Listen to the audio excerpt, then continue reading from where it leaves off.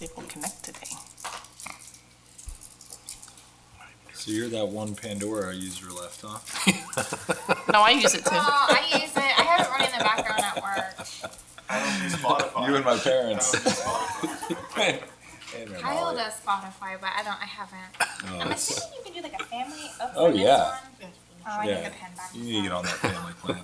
Is there? That's what I was. Yeah, I guess I need to You can still do like update the my, playlists like you do on Pandora. Like just Sorry about that. put in a artist and it'll just pick stuff, but you can also listen to whatever you want to. I'll be at my parents' house and my dad's like trying to find a song for me for like an hour. I'm like, that's not gonna play it. Yeah. It'll come on eventually. Yeah. Every song Got the except that. Clicker's up there. Yeah, I got it. You didn't check it, make sure everything worked. And we're live on the remote. All right, good evening, everyone. I'd like to go ahead and call tonight's meeting to order. It's 6 p.m., July 20th, 2026, and this is our second budget workshop. Lori, can I get roll call? Mayor Young, Here. Vice Mayor Painter, Here. Councilmember Brandon, Here. Councilmember Sartori, Here. Councilmember Stone. Here. Thank you. Our first agenda item tonight, agenda item 1, discuss our fiscal year 2026-2027 proposed budget and any changes and updates we had from our June budget workshop. Jeremy or Jeff? Yeah, I'll start off just as Jeff comes up, prepares to speak. I'd just like to highlight a few important points. Following the council's discussion and direction at the initial budget workshop on June 15th, our staff has continued working diligently on the budget. This document remains a work in progress, but is much closer to the recommended budget than we were a month ago. We have now received our final tax rolls and actively evaluating insurance and pension benefits. Most of the information presented last month remains unchanged. Jeff will highlight and provide a high-level summary and outline of the updates. After Jeff's remarks, I would appreciate just a few minutes to point out a few additional items that we're still addressing prior to the budget adoption. With that, Mr. Jeff Snyder, our Finance Director. Good evening, Mayor, Vice Mayor, Council. It's a pleasure to be here today. And this is going to be great fun. This is like the funnest time of the year, don't you think? I couldn't agree more. This budget serves as a management guide, a planning document, and a financial roadmap for the village. So that's the idea behind it. The manager is real tough on this budget process, and you could ask any of the department directors. It is a bit of a tussle, I guess is a good word. Here's the key dates. We had the strategic initiatives in February. The budget process begins in March. The budget workshop was on June 15th. And you have areas you can see it. And today is the second budget workshop on the 20th. Future meetings are September 10 and September 17, and those are the hearing where we would adopt the budget and the millage rate in earnest. Here's our millage rate history for the last 10 years. A lot of the things on the side there are going to change if this referendum gets passed in the fall. But right now, homestead property is limited to 2.7% increase. That's CPI. The last numbers that we got from the county, about 65% of the village residents are homesteaded. Non-homesteaded property is limited to 10% increase, as well as commercial property is the same. We've kept our millage rate rather steady, so been working on that. Significant changes since last year as we got our notice from the final assessment from the appraiser. So that increased our taxes, ad valorem taxes, by $59,650. And then we're getting a federal grant. And so we're looking at $140,000 more money coming in. So we're excited about that. Decrease, another thing that was a good news. Northcom, we're joining with them and doing their upgrades and all of that. They came down $37,500. We did increase overtime for police for the firearms training, and then new radio network expenditures, and that equated to about 26,000. We increased transferred out for Constitution Park, playground equipment and the grant, and that's $676,000. We decreased the allocation to reserves by the 483, and that we're planning to recommend the playground equipment that we talked about, that the manager just talked about, and then small change there. $140,000 in the grant is transferred to capital so that we can do capital work with it, and that's going to be help paying for the Northcom radio migration. And then the playground equipment we talked about, and the increased expenditures are there in the capital project fund. Here's a look at what the budget looks like at this current moment. You see it's $52 million, $52.5 million. $2 million is the increase from last year of 4.2%. And you can see on the side the different changes. Public safety went up by $587,000 in salary and personnel costs. General fund rose by 8.6 by public safety, and non-represented employees' salaries of $99,000. And we transferred $1 million to capital and vehicle replacement fund. Here's what the general fund looks like for sharing salaries, wages, operating expenditures, etc. It's really pretty phenomenal when you're below 70% in your employee salaries and wages in the general fund, because it is heavily people as opposed to stuff. And the general property taxes are 65% of our budget this year, and you can see how the rest of that goes. Here's what we're looking at for anticipating, projecting for the target bond excess over the target fund balance. So we're looking at about $2.5 million we believe will be there, and it remains to be seen. So that's available for one-time capital type items. And here's the impact of the proposed millage on a single homesteaded property here in town.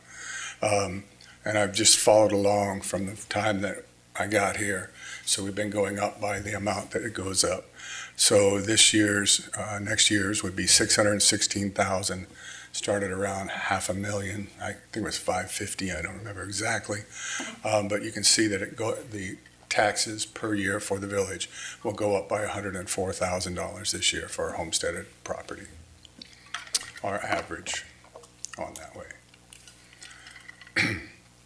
Here's the building fund. They've been doing better than proposed usage of their fund balance for quite some time. So we're hoping that that continues. If not, there will be some adjustments that we'll have to make there. And here their ending restricted fund balance, if they use all of their reserves, we'll put them at $287,000, and then they'll get a chance to do something different.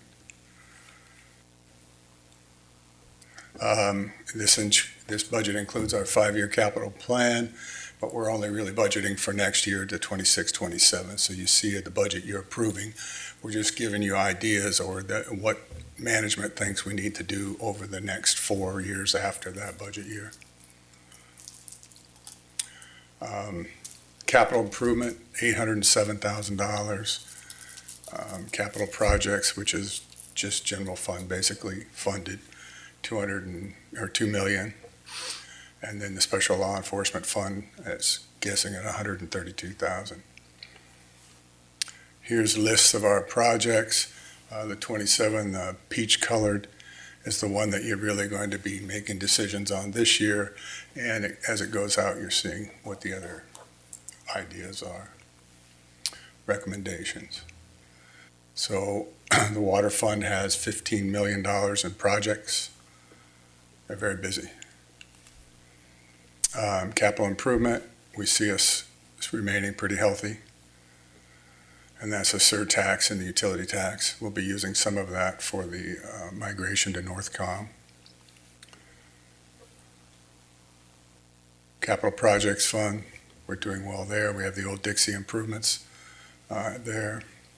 Sidewalk continues, streets, and the playground. Special law enforcement. This is how they want to use their funding, which is restricted. Then our utilities, refuge, and our enterprise funds, 23 million for the water utility fund. That includes some borrowing and things like that. Refuse and recycling, we're doing well, and stormwater, 751.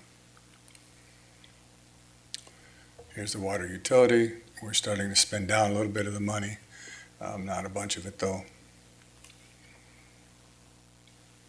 And refuse and recycling, we're building that up just a hair. So that's a good trend to be playing with. Stormwater, we're trying to save up some money for PAYGO. So we're trying to hold on to some so that we can do some of the more major projects with cash. I like cash. Cash is king. And then the vehicle replacement fund, 696,000.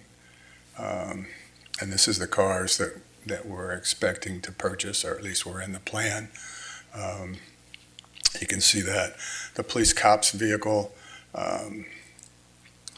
is probably going to be a building fund hand-me-down is where we're headed for that one. And then decisions, the millage rate for single or for simple majority, 6.1150, so that's way back down there. Millage rate up to 6.7265, 2/3 of the village, that's 4 of you. And then unanimous up to 6.7, and over 6.7, and then a referendum after that. And there it is. So I'm going to go back a few slides and then I'm going to go forward with a couple of my own, but just to add, I feel like color commentator for what was done. I know we talked, or Jeff brought up, $2 million increase. A big portion of that, you have Old Dixie is 570,000 that we're transferring from our reserves into the general fund budget. So while it looks like $2 million, know that we have some transfers in. The capital and street, we transfer those in every year, so that's $910,000. The capital plan that we have this year, as you guys know, we lost $670,000 in our surtax money that we're not getting as revenue anymore. So we don't have a steady funding for our CIP. What we did with the additional $536,000 is we transfer that to capital to pay for some of those capital expenditures. And so we can move forward with some of those. As you guys know, and I'm going to talk about in just a second, the Constitution Park was in that. We estimate $1 million for the renovation of that whole parking, or the whole playground structure over there. So just want to touch on the capital, and it even touches how it touches the general fund. And so while it shows $2 million, know that we're transferring some of that in from our fund balance. And so we don't have a full $2 million million in new money.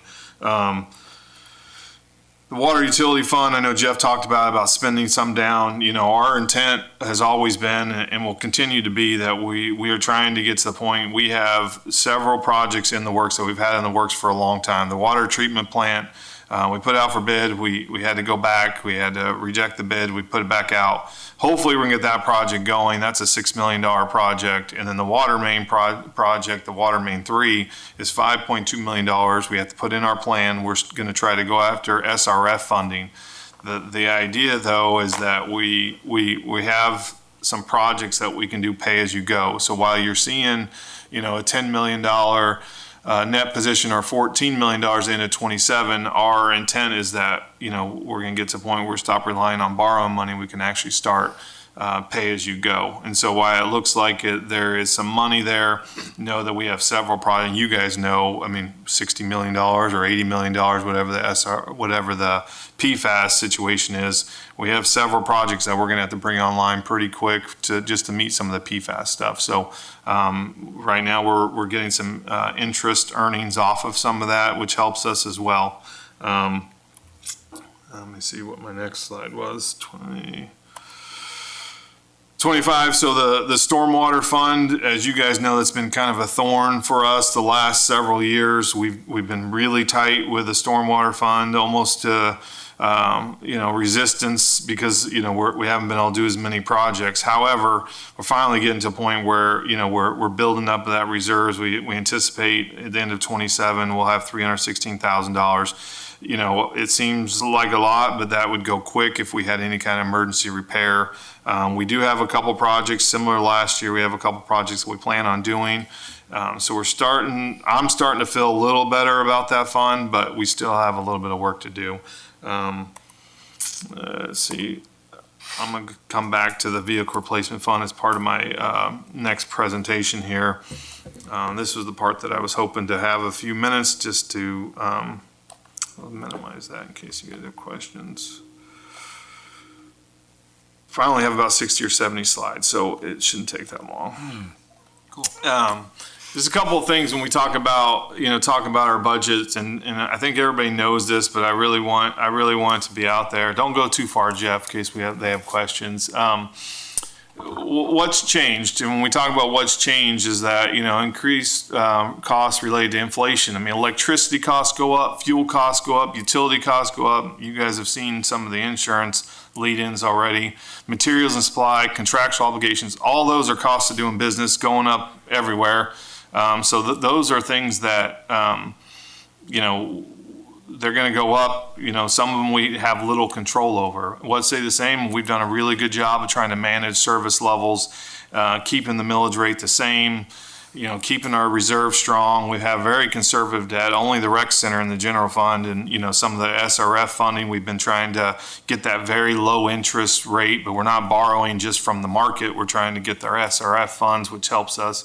And then our pursuit of grants has continued to be strong. And this was a slide that the mayor asked for last time when we started talking about, we showed a graph with salaries and operating costs. This kind of shows everything. And then I believe she's here, so she can obviously tell me, but she wanted to see this in relation to our millage rate. And so if you look at the red water, I guess, the filling in, that's the millage rate versus what our total expenses are the bars that go up and down. So you could see that our millage rate, our property taxes doesn't cover everything.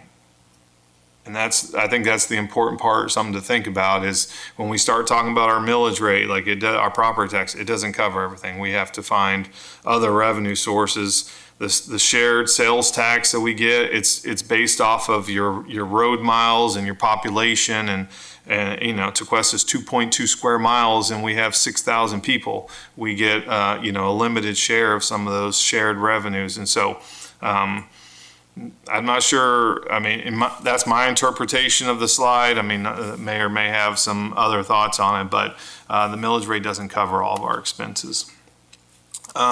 Couple things that we will be looking for before we adopt this budget. Some of the things that what Jeff presented is still kind of a couple things are still moving, and the replacement radios was one of them.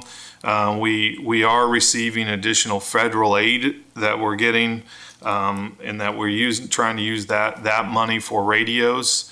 We are expecting to get an additional lump sum in this year's budget, so we may be reducing the radio revenue and expenditure in the capital as we look at that. So it'd be a minor change. We're trying to we should be receiving some money this year. The vehicle replacement fund.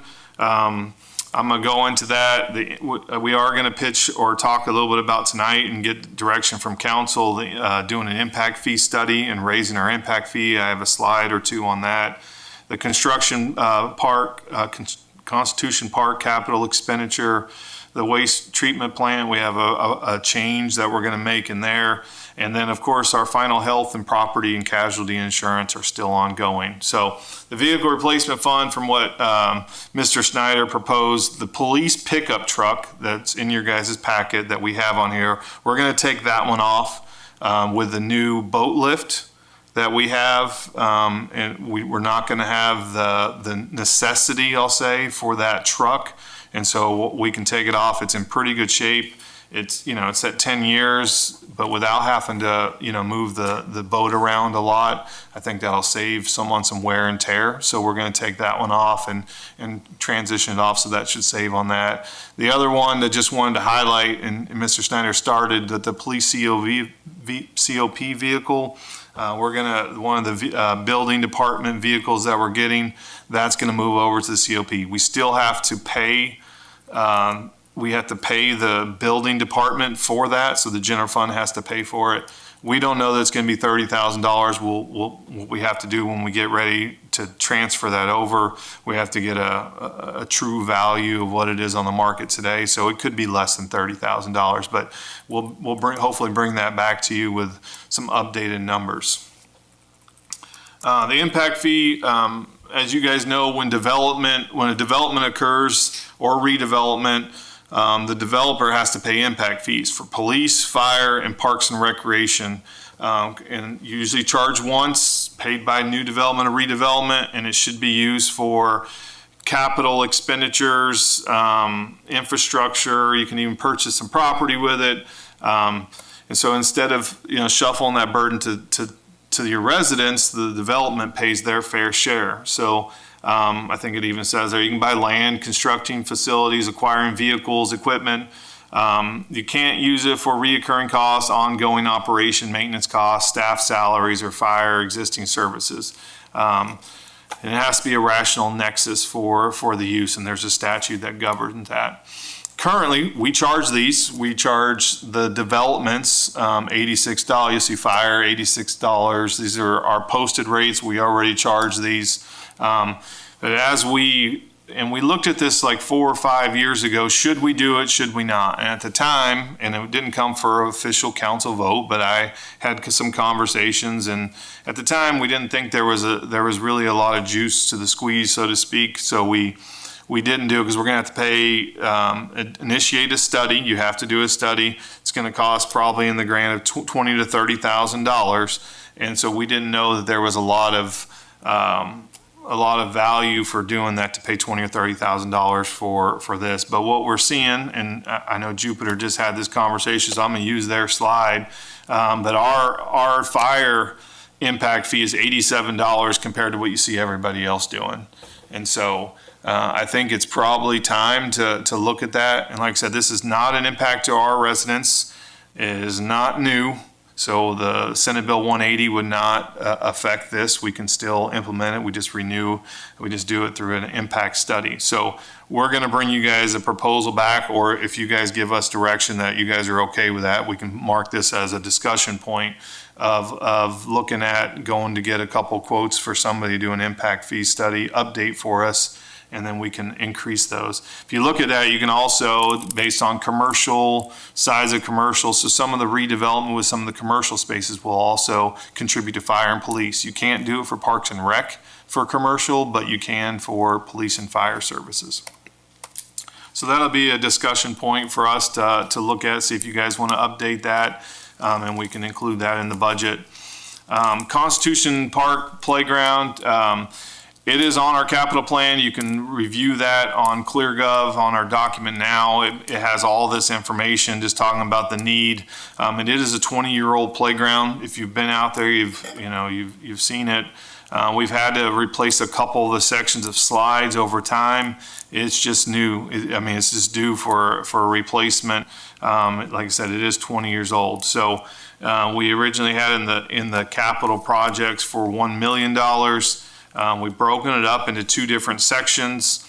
We did get an updated quote since the last time. We just put in that we were gonna, it was in the $1 million range. I knew we were gonna need to break it down. So we went and got a cost for what it is just to replace the the 5 to 12 age playground on the, I don't know, I guess I'm not, my directions, but looking, if you're coming in the Dover side, the left side, the larger one with all the kids play, even the smaller kids go over to the big one because it's more fun.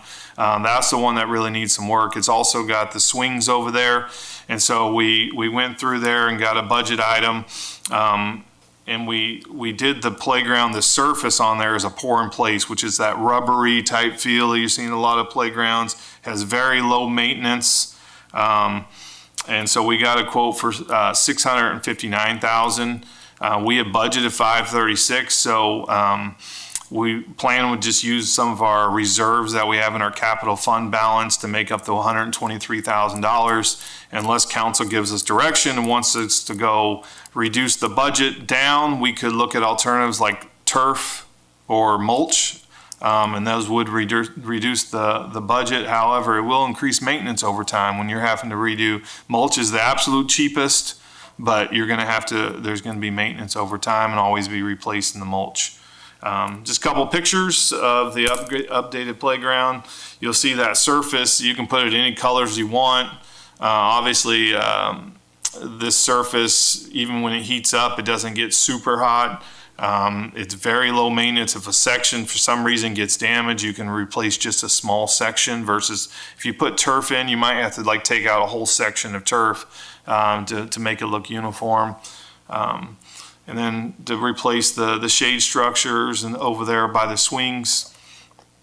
So overall, that's kind of the big picture for it. I think the last one on here is the water treatment plant concentrate header, and Allison's here, so if I stumble, she can help. But our current project, we have $175,000 to replace a deteriorated section of fiberglass reinforced plastic. We are programmed to proactively follow in a prior failure of the feed water header section to replace an aging infrastructure before the further fails. During Kimley Horn going out and doing some of the evaluation, we found that we had a section that was leaking and another section needed to be replaced. And so before we bring you guys the adopted budget, we would be increasing that item from $175,000 to $400,000. We do have those sections to be replaced as part of the PFAS project. It was scheduled for 28. We're because of this condition they're in, moving those up, do them together, and we'll save some money for mobilization. So we'll help save a little bit of money on that pipe. So we'll have. Sorry, can you put that slide back one more time? How much was it? Down to 400. Okay. So it's consistent still with our 5 years. It is in our 5-year plan. Lower construction cost, few operational impacts. If we're doing it all at one time, we can do that. And then hopefully, obviously the system reliability is very important to us. So that's something for a decision point, as long as you guys are good, but we'd be bringing that back to you. There's nothing gonna fail today, so take that off the table. But it is something that we do want to create a sense of urgency for as we move forward. And so we'll stop there. That's the budget. That's item 1. I specifically separated the two while they can be combined. If there's discussion points, I really wanted to make sure that we were still in line where we're going with the budget and where council, there's a couple decision points, discussion points that you guys can give direction on, and then we can transition into some of the property tax referendum impacts and considerations. And if they tie into the first budget item, we can always take a step back, but I guess turn it over to you, Mayor. Thank you. All right, council, I'll open up for discussion. I don't have any comments. I think it's very thorough. We'll talk about the item number 2 when that comes up, but I have always taken the position of deferring to staff. You guys know what we need best. I think it's been very thorough. I think the department heads have their finger on the pulse of what they need, and if this is where we're at, this is where we are. I don't have any recommended changes. Regarding the playground, that was here before we moved here, so it's definitely been 20 years plus. Is staff asking to remove the mulch and go with the rubber? Yes, the rubber, yes. we know, at least from council's past consideration, while turf is an option, we know that that wasn't really a viable option just because, our council stance on turf in the past. But if you've been to a lot of playgrounds lately, like this surface is kind of the way to go. It's kind of the trend because of the least maintenance. If a kid falls, it's very, it's very friendly because it's kind of a rubbery surface, right? Like versus if you fall in the mulch and, doesn't catch the mulch right, like you could get scraped up. This kind of helps a little bit. It's a kind of a better surface. That's our recommendation. If council wants to go with mulch, we will absolutely can do mulch. I personally like the mulch, and I've never heard too many complaints about our park being mulch. I would only ask regarding the rubber, since so many other parks have it, there has to be some data on how much they have to cut pieces or maintenance it, or if a kid throws up on it, or other things on it, like we've seen at parks. What does that entail cost-wise, fixing those spots? Like, again, so I'm thinking mulch is so much easier. If there's an issue, you dig out that one section, you replace it. It's very earth-friendly, it holds moisture, it cools. It's natural, and that Constitution Park was always kind of known to be more natural. So like, if they're really looking at rubber, if they would just make sure that they do look at the data from other parks on maintenance, rather than just spraying it down, what does it cost to cut out sections? And what is the timeline on that? Do you have to shut down the whole park for X amount of days and vice versa? Just so I feel like, just so that way, out of fairness, we can balance which one really is more economical, especially considering what we're in right now. That's it. Understood. What authority requires us to get a study on the impact fee? What authority? Like there's a statute that governs it. State statute. I would have to pull that statute from you, but in order to have impact, you have to have a study that shows what, you have to, all your capital expenditures, number of people, what those costs are, and then there's a rational nexus that has to be provided. And does that company that provides that study have a certification of some sort to be able to do that study? What I'm getting at, is this something that we can use AI to help generate? I was told no, but I'll pull the exact statute for you and we can look at that. But I was told that you had to have a consultant do it for you. But I don't, to your point, like what is that, what qualifies you to do that? But Right. I'll get you that. Okay, that was it. Everything else looks great. Yeah, I don't really have any big questions. I think it's very thorough. I guess on the playground, I can see the advantages of going with the, I guess it's rubber, right? Mm-hmm. And I don't know if I know there was a piece on there that said you could go out to get additional pricing for turf or mulch. Mm-hmm. Do we know what of that 659,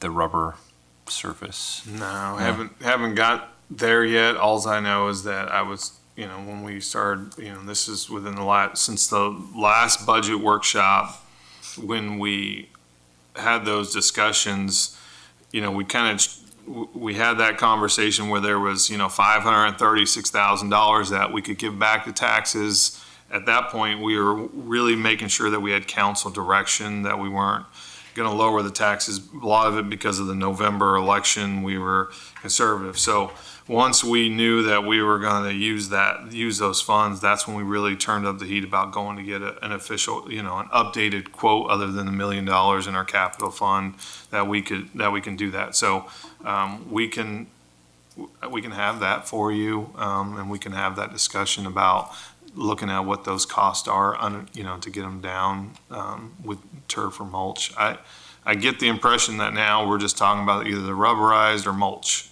because I don't think there's a passion to do turf, right? Not for me. I'm indifferent. I think the price difference is going to be pretty, it's probably less than the rubber, but the mulch is going to be the big delta. Right. But no, I can certainly see the advantages of going with the rubber. I just know we're trying to look at every single dollar at this point. So, but no, otherwise I have no other questions. Didn't we replace the mulch about 7 years ago? We are always replacing mulch. I mean, But I thought we it never completely stops. did it, I mean, I think when we had, I think when you're referring to, I think we had a really bad Right. rain, flood. At the time, we had the stormwater that was over there had got clogged up too, so that whole park got flooded. Right. And we did that, I think a lot of the mulch got washed away, because that is the lowest point in all the village, that park is. So, you know, you're always probably gonna fight that when we have really heavy rains, is that park's gonna get flooded first. But I think to your point, we did do that, where we had to replace all of it. Okay. I don't remember what I year. vaguely remember that. Yeah, me too. Have we received a ton of complaints about mulch, like from residents, parents? No, I don't think that's that. No. I can't remember any specific. I know we had some concerns like underneath the swings with that, how underneath there kind of got, as they were swinging, you know, kind of wore down underneath there. But I think we fixed it pretty quickly. 'Cause that's turf under the swings. Right. Yeah. I mean, I do agree with what Councilmember Brandon said. I do feel like that park's like it's always been kind of like a natural feeling park. So if we can maintain that, if mulch is more affordable, as well as the maintenance compared to the rubber or mulch, like I said, maybe just get us that information so we can kind of give final direction.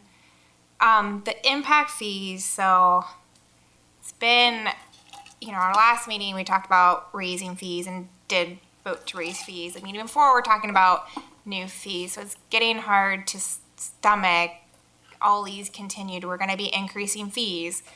And I know you said it doesn't impact the residents, but it does, it's impacting the ones that are gonna be building, or businesses that will be building, correct?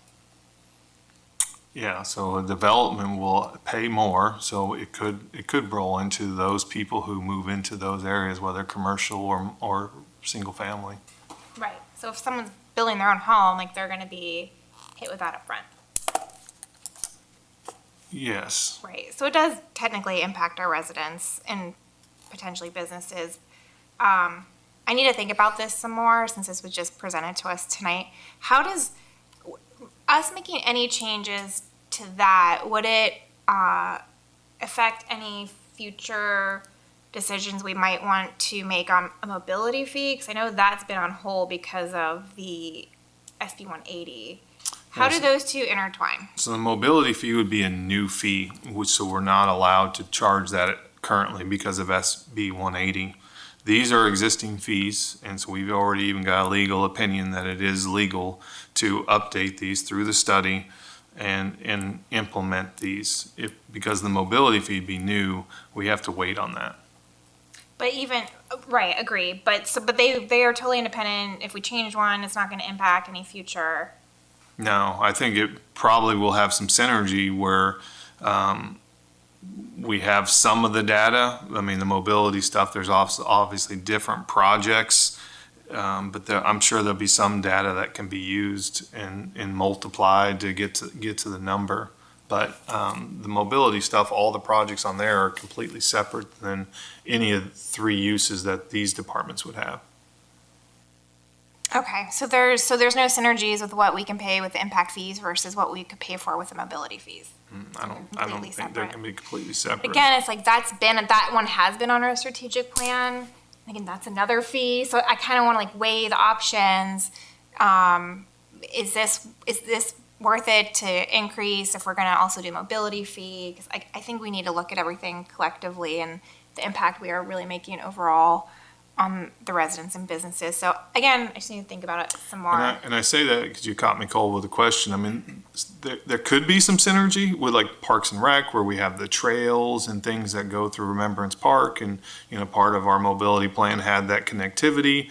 So maybe there's some synergy, but in theory, it's a different list of projects. But some of the projects might connect a little bit. So. Well, maybe like Kyle or Councilmember Stone's a third in AI, see what it says in comparison, and if there are synergies, so we can make an educated decision on this, knowing that we've had this strategic plan for a while for a mobility fee. Yeah. So in my mind, we're gonna come back, we'll get 3 quotes, $20,000 or $30,000, we'll put it in the budget or we don't. And you guys can make that decision. Obviously, we can have I'll give you guys all that data and answers to your questions, and then that would be a change to the budget if we do that. Okay, and the three months of reserve, I know I've said the past couple of years, I think 3 months isn't even enough compared to some changes FEMA's made to see what our other cities in the state have gone through during a disaster. And in light of potential property tax reform, I know it was just a resolution for the 3-month reserve, right? Like how could that ever be changed, or because it's something like future councils, can they just easily take from that 3 months of reserves? Or is it, no one's touching it? Like what would it take for someone to have to take away from that 3 months reserves? So council has policy decision in this regard. I mean, you guys can change, adapt, anything. The policy reads that we need to at least have 3 months. So typically, anything that's spent as allocated from that takes council approval as well. I mean, we don't just go and, spend the money out of that fund balance unless there's a budget item that we're bringing to you. So there's 2 parts for council is the policy part, which if you guys want to raise it from 3 months to 6 months because of, the safety net, that part, or any expenditure to come out of there typically would always come to council. I mean, I can't ever think of a situation that would come up that we wouldn't throw a budget like Old Dixie on there and show you guys that it's coming out of fund balance reserve. It's not going to be, if we needed to use that to balance a budget, you guys would see that too. We would rarely ever do that unless this November thing hits. We were in some kind of crazy situation, but I can't ever imagine any kind of situation that you guys wouldn't have authority of those expenditures. But with the policy right now, can future councils just go in, well, you know what, we need the money, we're gonna just take from this 3 months reserve? Or would they have to update the policy? Or is there, do we have voting? I don't think we have voting requirements. My point is, do we need to put guardrails around it? Because if property tax reform does pass, I would hate even us up here right now to start dipping in that 3 months reserves, because I think it's critical to always maintain. So, could you put super majority vote requirements on that, or just throwing this out for discussion? Because it does concern me that could start people could dip into it if property tax reform happens. If it doesn't, I would actually like to see the policy increase it to 4 months. So the way the policy reads that if it dips below the 3 months, I have to immediately notify you guys, and I have to have a plan to bring us back up 3 months, which wasn't done in the past when it fell below 2 months. And when I got here, we did that. I notified you guys. I had to have an action plan on how we're going to get it above. So if it fell below 3 months, I have an obligation to tell you guys it's below 3 months. But it sounds like today, if this council or another council wanted to, they'd have to change the policy, and then in order to not let it go below 3 months. There's no penalties going against the policy. No, but Right. That was happening before Jeremy got here. It was Yeah. well below so you're policy. just violating policy and nothing happens. So you can make it stringier in that you might have to make a comment at every council meeting that we're below policy, and let the mayor make that comment, Or if anyone wants Again. to, on the dais, dip into it, it'd have to be a super majority vote or something. I don't know. Like I said, I throw it out there, food for thought, especially if property tax reform passes, because that'll be very, very bad for the village if that starts to get chipped away at. Yes, I would support that. Personally, off the top of my head, I don't know what the legal allowances are for guardrails, as you call them, what our limitations would be. But when I think about the towns that got hit and a town doesn't have enough in reserves, that's not fair to the people. So I think it is smart if we keep the policy and then put some sort of public noticing so that the people know that their money is depleting quickly and they won't be safeguarded if something happens. Does that make sense? Okay.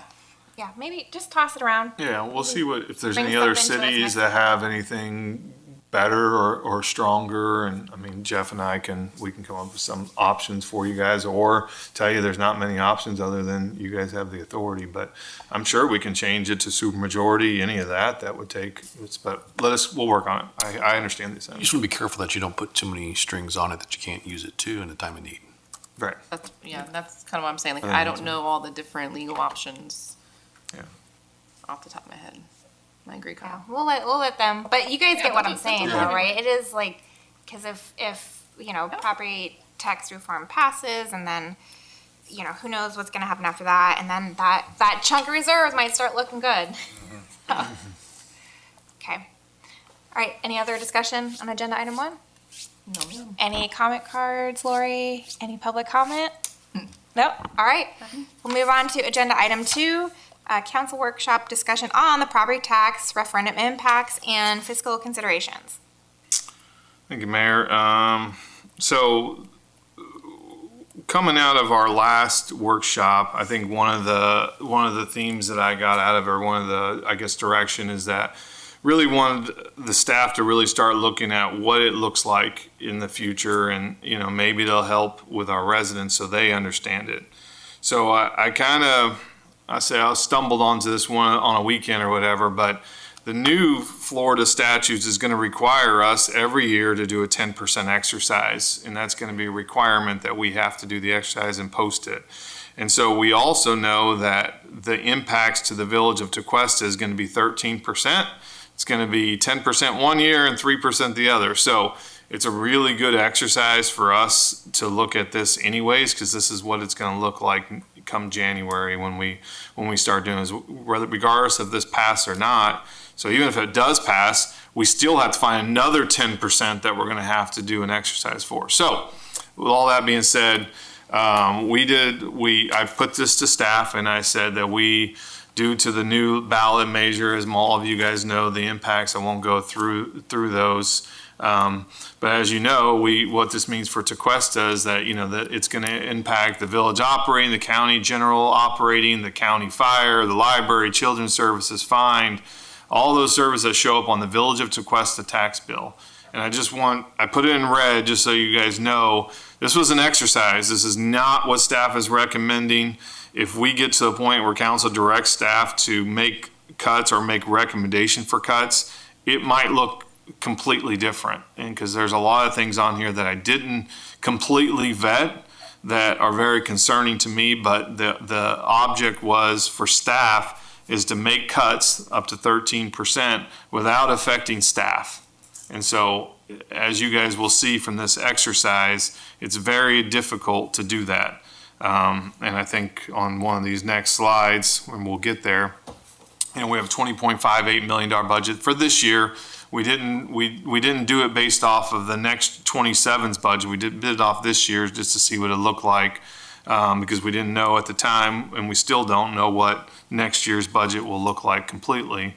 But you have basically operating of $5.84 million in operating expenses. The rest of it is all personnel out of that 20.58. So if you take away the 2/3, and I know somewhere in here I think it had 80%, and it's type error or bad math on my part, but 2/3 of it's contractual or fixed. Audits, insurance, utilities, Northcom, software, things that you can't touch. It really only leaves $1.97 million in discretionary. And when I say discretionary, I use that very, very loosely and hate the word discretionary, because what you're talking about is trainings and ADA compliance and the newsletters, all the stuff that, the village takes for granted, and, general park maintenance. Those are discretionary, but we use those. And so when I say it's discretionary, I use it very loosely because I don't believe it's really discretionary. So we only had $1.97 million in discretionary funds. The object is to get to $1.9 million. So if you scrapped basically everything out of there, and what our staff did is went through and tried to get to as low as they can get without shutting down their department with zero money, we're still $755,000 gap. And that is, even with these cuts that I don't recommend, it is cutting our services to where they basically have nothing. I mean, a perfect example, my department, I would have $0 for training, $0 for travel. In this exercise, we also cut our lobbyists. We cut discretionary funds for council. So if the state really is going to hand out money for us, or we have to go ask the state for money, we got no money to even go ask them for money because we got no lobbyists, no discretionary funds, and no money for me to go up there. So there's a lot of that where there's a cut that basically limits how effective we can even really be. And that's still leaving a gap of $755,000. That's deferring maintenance and deferring some capital. So we'd be cutting some of our roads and sidewalks, not all of it, just cut it 13%, cut our vehicle replacement fund 13%. You'll see that, I mean, it still leaves us pretty short. You guys have this slide, so I won't really go too much in this, but this is each over under the target. So each department had a 13% target. This is what they cut. Some of them, like information technology and village council, you guys were good. We cut the discretionary funds, 15,000. We can live another day. The finance department, we have a freeze on a position right now. So that's why you're seeing them in the positive. I obviously have concerns about that transparency and all that, and we're going to try to make that work at least through November and see how that works out for us. But the rest of the departments can't get there without starting to talk about personnel. The two biggest departments, fire and police, if you look at the target for fire department, $812,000 is a 13% cut. Without getting into contractual or personnel, they could only get to $80,000. And I will say, even with that, they're deferring some of their replacement of their hoses, replacement of some of their smaller equipment. It's deferring that. So at some point, it has to come back. I mean, you can't defer it forever. Same thing with police department. There was even a thing or two that I had to give back to the chief because we had a conversation. I was like, look, you can't cut gas and oil like that. That's going up. But he was trying to give like 5,000. I'm like, let's not do that because that's not realistic. I mean, and who knows what gas and oil is going to do in the future as we move forward. So these are some of the, just highlighting a few that had come up, but I mean, eliminating Sequesta Fest, Public Works landscaping and reduce that. So, we obviously have to take on some of that responsibility with our staff. We are looking at freezing a position in Public Works that may be coming open. So we're not only removing some of the landscaping contractual, but then we're removing staff, and we just added Remembrance Park to them last year. So these are some of the unintended or some of the things that we really have to take another look at as far as those level of service, because they're the ones taking on Remembrance Park and some of that responsibility. The Keys program, Nautical Club, Family Night Out, that was all part of that $30,000 that they were pulling out of their budget. Those would be gone. Those are like our favorites, right? Those would be some of the things that would reduce, so we're not talking about people. IT security, internship and any of my training programs, those were gone, which, not a huge deal. We can make that work. But I think a big concerning from a management standpoint is, there was a saying, I'm gonna try to get this right, I should have wrote it down because I'm bad with sayings, but you can train people and they leave, or you can not train them and they stay. We're going to have very uninformed, untrained, people that are on. We're not going to have any training budgets. We have ADA compliant. We have websites. Every time they come in, we typically do some training. So even trainings for IT security, how to pick out some of the security stuff. We're going to be really having some tough conversations with some of the training programs. So staff's not recommending the IT security. The number one threat to municipal governments today is IT security, cybersecurity. That one's a big one, and we'll be talking about reducing some of our software to make that happen. Do not recommend reducing staff from that department. We have 2 full-time staff. I think they work 110%. You can't cut it down to 1. I mean, we'd never be able to take a vacation. I think even now, Brad is answering phones on vacation at times. So it's a very critical position. I know we looked at what it would cost to maybe contract that out. I don't think I would ever get to the point of recommending that. We can look at it, but we will not get the bang for the buck for what it cost us to run it with 2 people. Fire equipment, maintenance deferral, police department, these are things that we'd have to really take another look at, because I think, we're handcuffing ourselves. The finance department capacity is a little bit of a concern, cut it down to 4. Could we do it? We'll see in the next couple months. And then the biggest one that, she's here, so she, not doing that for her, but the majority of the cut, she cut down to almost 0, just so we weren't talking about staffing. We're talking about no ADA compliance, which that's a mandate coming in a year that we have to meet. We don't have any, it's a federal obligation that we have. We're talking about cutting all that out. No training, no, the newsletter got cut out, the smoke signals, things like that we've been doing. That department also handles a lot of PIO stuff. So not going to be able to put out a lot of PIO stuff without any kind of budget. So a lot of concern with this budget exercise. Closing the remaining gap, there's some options. And I don't know why that turned out green, but they were supposed to be blue like the other ones. But staffing levels, service levels, public safety capacity, we haven't really, wanted to talk about touching those, at least in my conversations. Infrastructure maintenance, deferring more. Technology risk tolerance, like, are we willing to take more risk?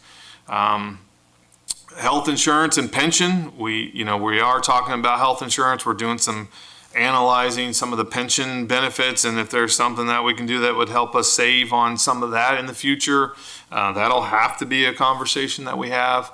And of course, property insurance, are we willing to take increased risk to lower deductibles and some of that? I know Mr. Stone brought some of that up.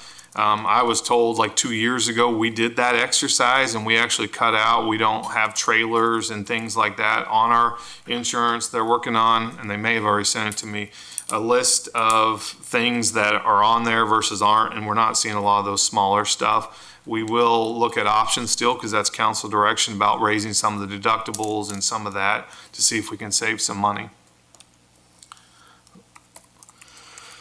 So this is an exercise, just so I think everybody can see some of the potential. I just stress, and for anybody that's listening, like a lot, and I've said everybody before we even started this exercise, before we started, a lot of what's in the village budget, there's not, kudos to our council and our staff. We don't have a lot of discretionary programs. We don't have a lot of the community programs other than some of our rec stuff. We don't have a lot of that. So there's not a lot. Our budget's really lean.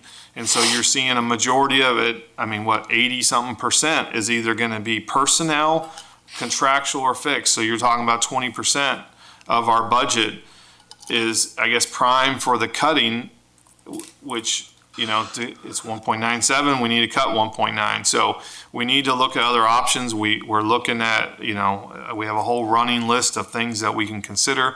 My recommendation now is, consider to monitor some of the legal challenges out there. Consider to, continue to educate people on what this means for the village.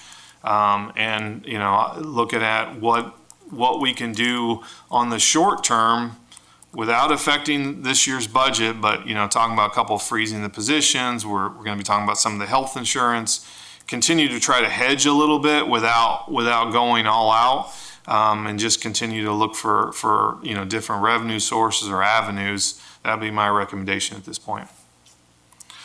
I think it's the last set of slides. When we talk about personnel, I should have probably put it in the middle, but we have 116 employees.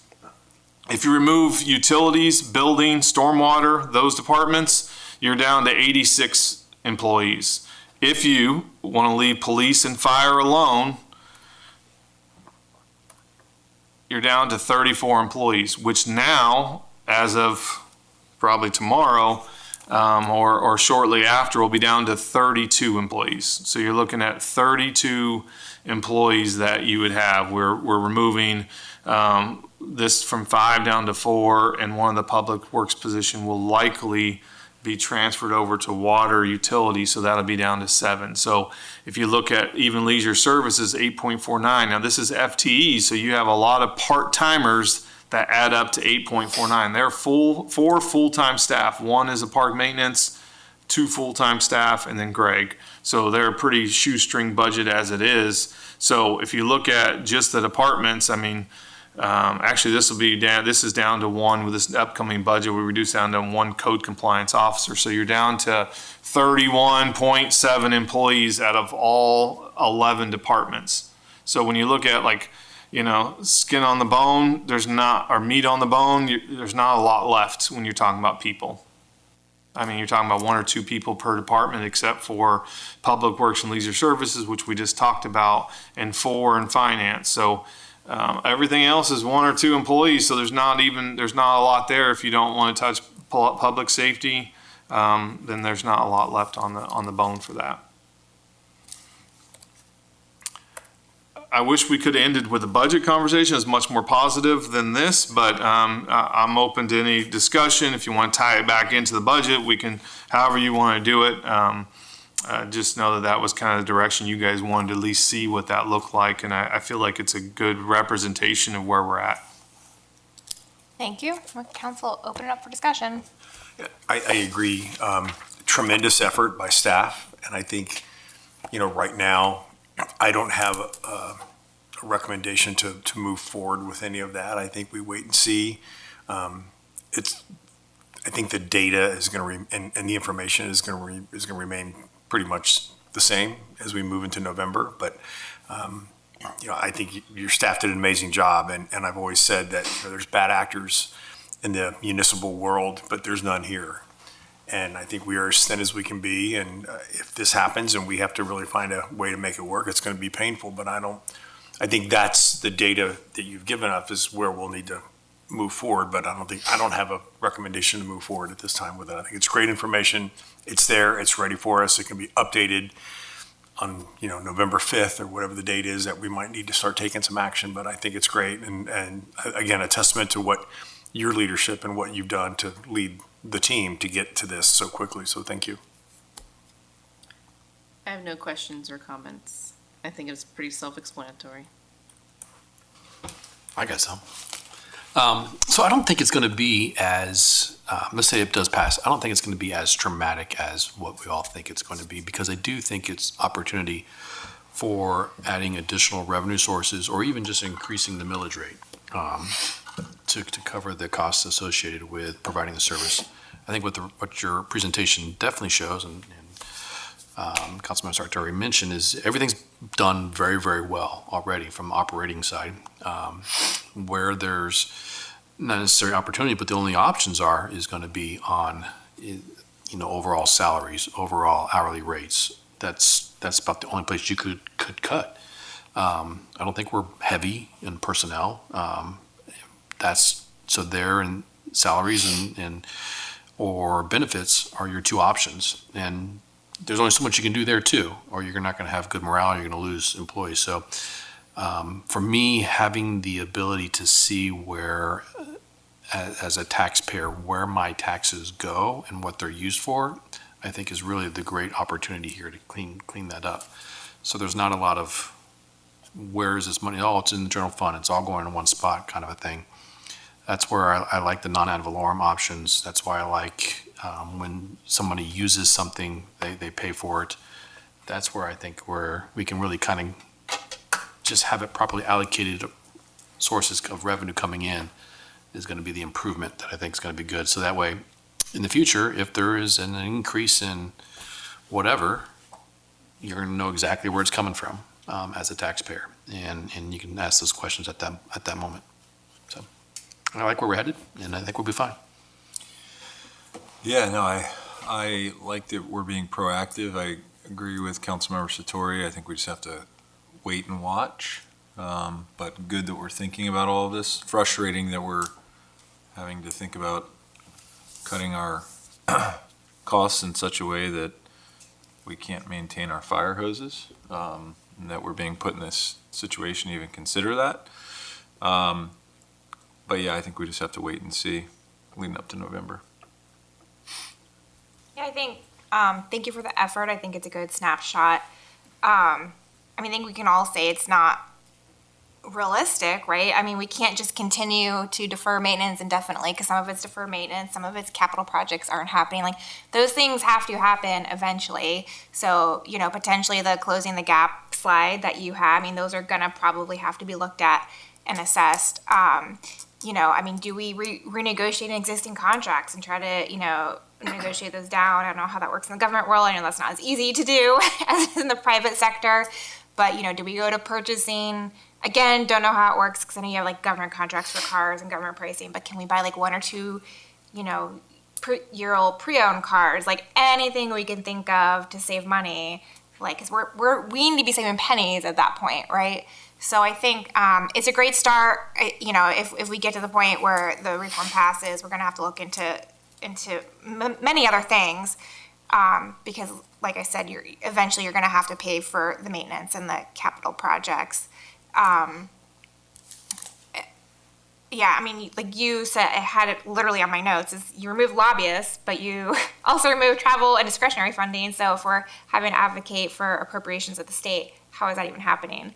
So again, as I said, it's like it's a good snapshot, but we need to kind of may have to dig in some more. And I think too, like if it does pass council, it's gonna have some tough decisions too. Like, do we really just want to up and raise the millage rate for those remaining people that are paying? Like, that's not an easy discussion either. And like I said, all these fees we've been talking about, you know, I think most of us have been like, wait and see. We want to be proactive. We want to know what the moves could be.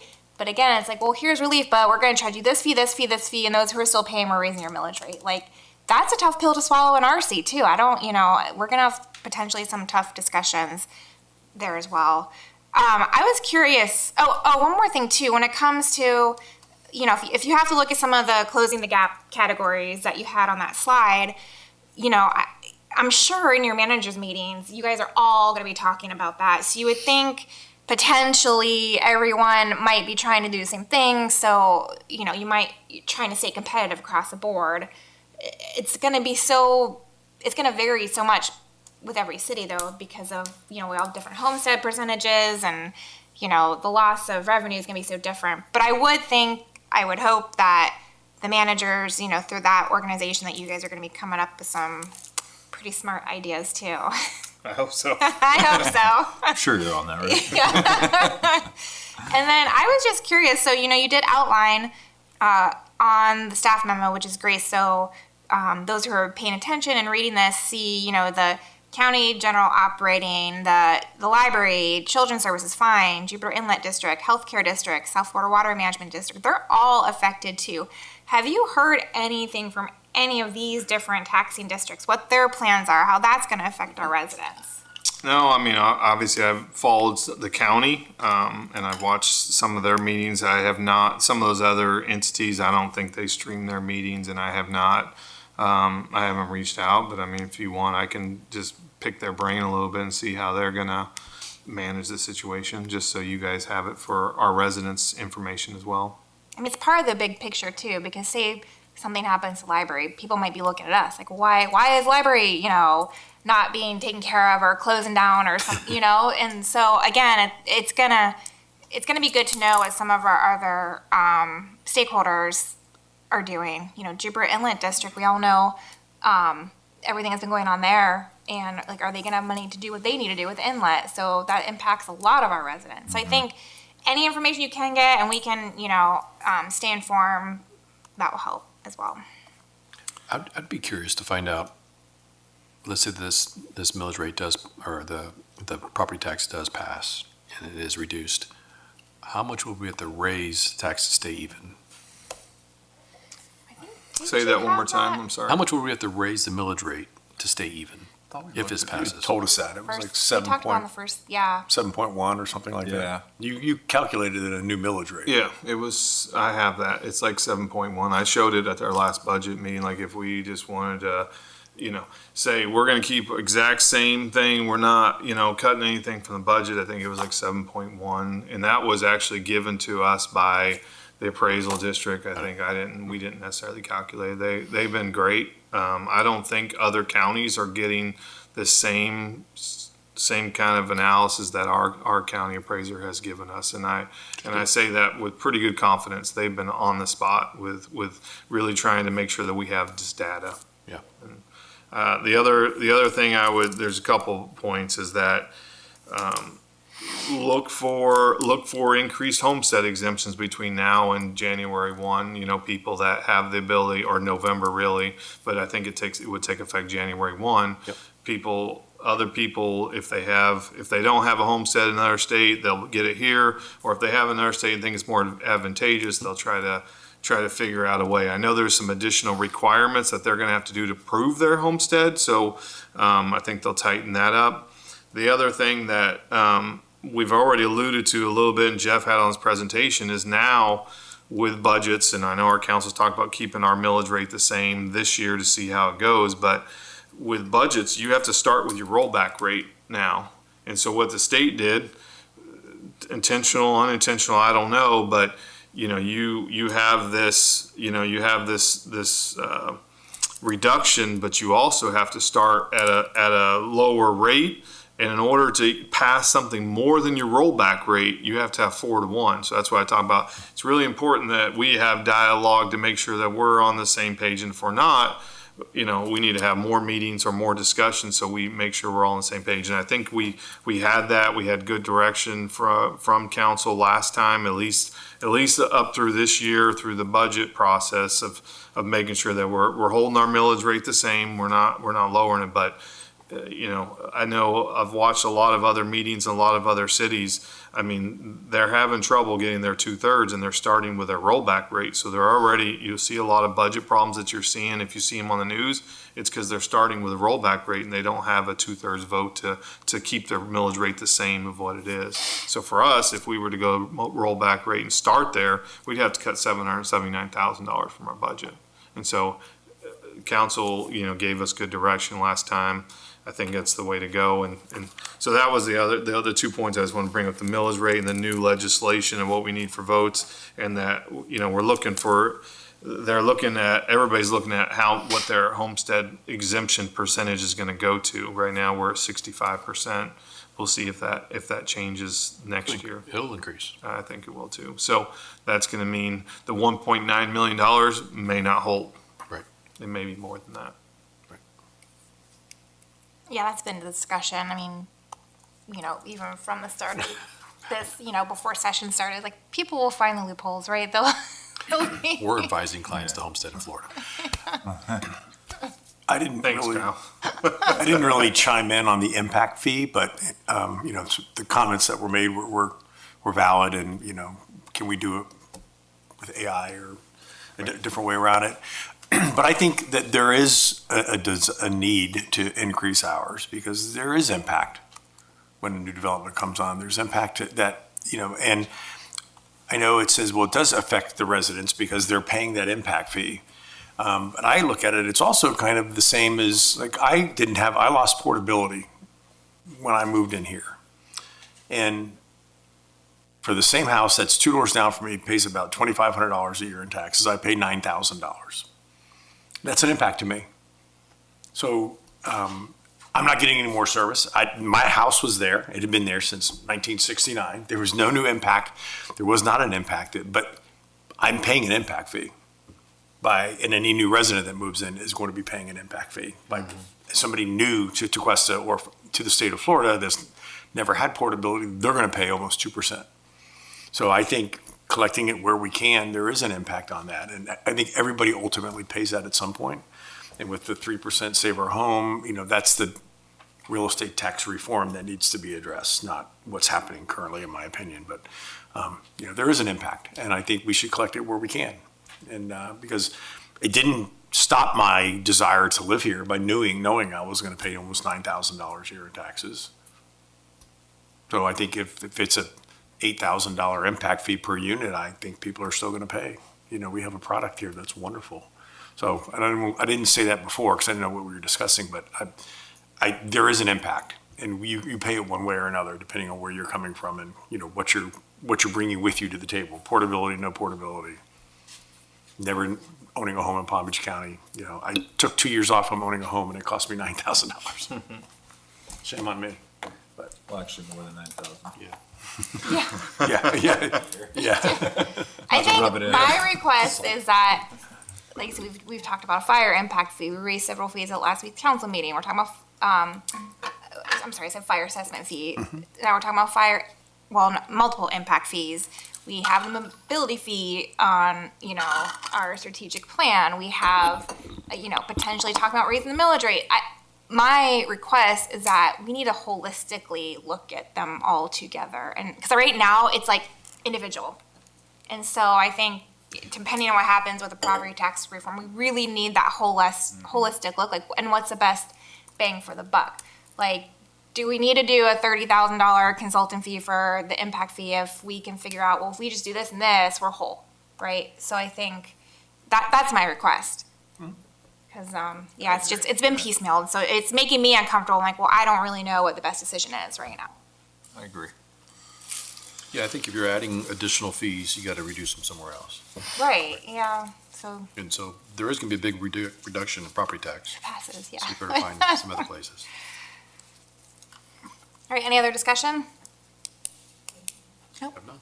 Any public comment? No.